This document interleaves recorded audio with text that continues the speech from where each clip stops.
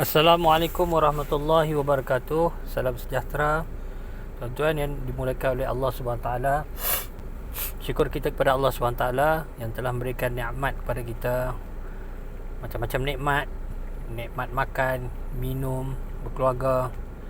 Dalam banyak-banyak nikmat ni, nikmat yang paling tinggi yang Allah tidak amkan, hanya khusus terpilih, iaitu nikmat iman dan Islam. Allah SWT boleh lahirkan kita daripada keluarga yang bukan Islam, yang bukan beragama Islam, yang tidak mentauhidkan Allah SWT. Tetapi dengan kasih sayang Allah SWT, Allah lahirkan kita daripada perut ibu seorang yang beragama Islam, dan Alhamdulillah agama kita adalah agama Islam, mentauhidkan Allah SWT. Ini adalah nikmat yang paling besar yang Allah Ta'ala bagi pada kita, iaitu iman. Kerana iman sebesar biji sawi, Allah SWT akan bagi syurga sebesar 10 kali ganda dunia ni.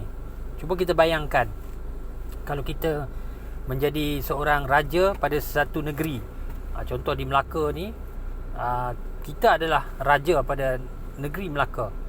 Kita ada rakyat kita, kita ada pemerintahan kita, ada kekuasaan kita. Tapi ini bayangkan seorang yang mempunyai iman, apabila dia kembali kepada Allah Ta'ala di akhirat, ada iman sebesar biji sawi, Allah SWT akan bagi syurga 10 kali ganda dunia ni. Cuba bayangkan tuan-tuan, begitu luasnya syurga Allah SWT. Itu baru iman sebesar biji sawi. Macam mana pula iman seperti Abu Bakar Siddiq, iman seperti Sayyidina Umar, iman seperti Sayyidina Ali karamallahu wajhah.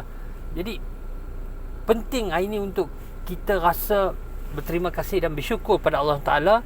Kita dilahirkan sebagai seorang yang beriman. Atas perkara itulah maka kita kena balaskan kesyukuran kita ni dengan kita menyebarkan, mentauhidkan Allah SWT, berdakwah tentang kebesaran Allah SWT, untuk bagi orang lain pun dapat menikmati iman, kelazatan iman, kemanisan iman. InsyaAllah tuan-tuan dapat sesuatu, kita amalkan.